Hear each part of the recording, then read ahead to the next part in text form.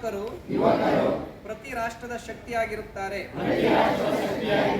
ಮತ್ತು ಯುವ ಶಕ್ತಿಯು ಸಮಾಜ ಮತ್ತು ದೇಶದ ಅಭಿವೃದ್ಧಿಯಲ್ಲಿ ಪ್ರಮುಖ ಕೊಡುಗೆಯನ್ನು ನೀಡುವಲ್ಲಿ ಮುಖ್ಯ ಪಾತ್ರವನ್ನು ವಹಿಸುತ್ತದೆ. ಆದ್ದರಿಂದ ಅತಿ ಹೆಚ್ಚು ಯುವಕರು ನಶಾಮುಕ್ತ ಭಾರತ ಅಭಿಯಾನದಲ್ಲಿ ಭಾಗವಹಿಸಿ ಕೊಡುಗೆ ನೀಡುವುದು ಬಹಳ ಮುಖ್ಯ.